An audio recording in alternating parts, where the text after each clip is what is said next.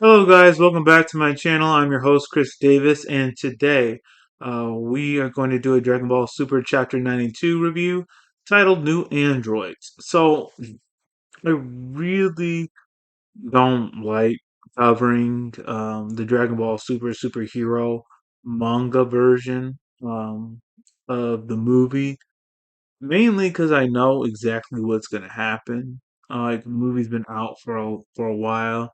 Um, we know what's going to happen. At least when Dragon Ball Super was covering the anime portion and manga, at least the anime had been off for a while and some time had passed. And you could see like the manga version of it. Like Dragon Ball Super, um, superhero, the manga version's pretty much beat for beat. And like I said, they really could just go into another arc. That way we don't know what's going to happen. But for the most part, this is a really good chapter. It's really good. I'm not gonna harp on that. I'm just gonna say this is a good chapter. Uh, from the half of this is between Piccolo and Gamma 2, and the fight's really good. So let's get into it. Where is this? Stop. Okay. So Piccolo and Gamma are introducing themselves to each other, and uh, Piccolo figures out that Gamma 2 is a robot because he can't sense any key from him. Piccolo's trying to ask him more questions. He learns that he's with the Red Ribbon Army. Let me see. Yeah, he remembers that. He remembers the Red Ribbon Army symbol and tries to get more information from Gamma 2, but Gamma 2 isn't sharing. Gamma 2 starts to fight Piccolo, and this is when things are getting really good. Piccolo has the upper hand, especially in the beginning. Really good move. Gamma 2's going in. Piccolo uses his cape and then counters. Really good. Then Gamma 2 starts coming back, and it's pretty good back and forth for a while. Piccolo eventually he's got to take off his guards and stuff, and that's when you know the fight's really about to get started. Because you know those clothes actually weigh like more than a ton. Uses those for training and stuff, but Piccolo's taking them off now. He's getting serious. Gamma 2 whips out a laser gun and starts firing, but Piccolo uses his stretchy arms and knocks back Gamma 2. And like they're fighting, like I said, this fight's pretty much going back and forth. And then Piccolo, he's using the Hell Zone grenade. So yeah, I like whenever they use their other signature moves instead of just using the special beam cannon. And it's not like Piccolo just spams special beam cannon like Goku always does the Kamehameha. No, but I always like it whenever they use their other signature moves too.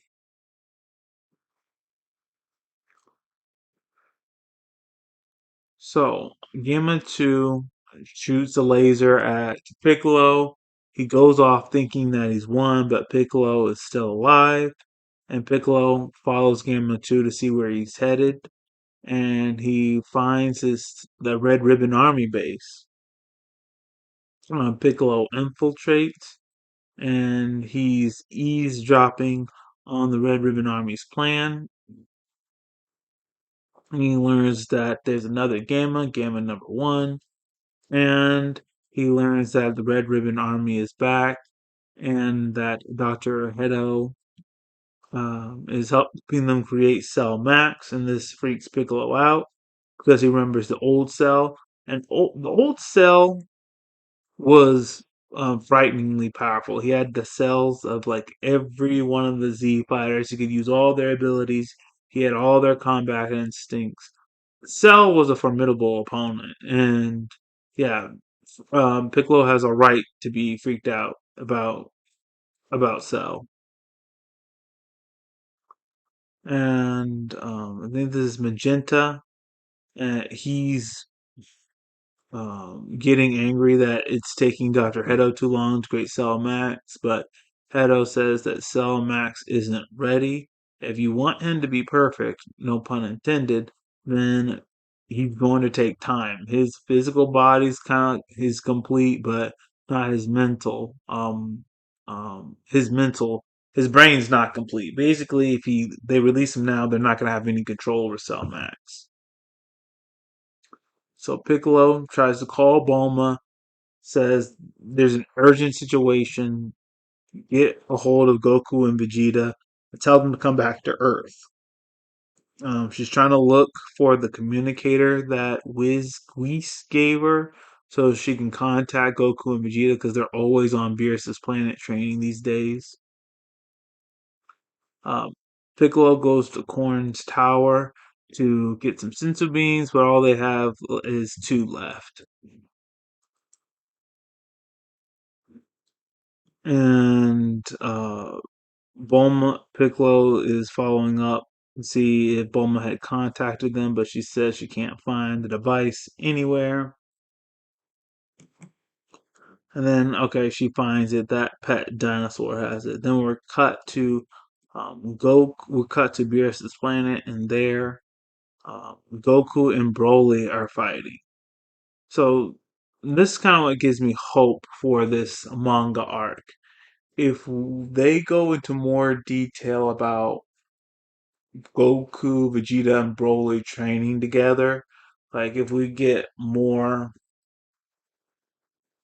exposition on this, then this makes this manga arc worth it to me because are they training for Black Frieza? Are they getting Broly so he can help them train in order to take on Black Frieza? Like, why did they decide to get Broly and train Broly with them?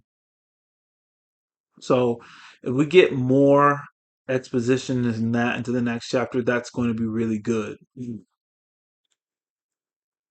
See them fighting each other and sparring, and Broly is starting to get the hang of actually using technique and strategy instead of just using his brute force and instincts. That's the end of the chapter. So for the most part, great chapter. Like the fight between Piccolo and Gamma 2. Liked uh, Piccolo infiltrating the Red Ribbon Army base.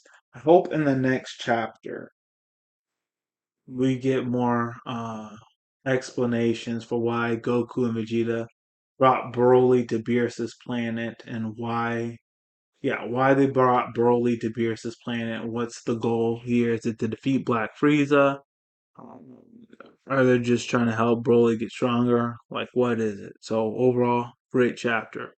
That's all we have for today. If you like what I had to share, please hit the like button, hit subscribe, share this video with all your friends, and all of you. Have a great day.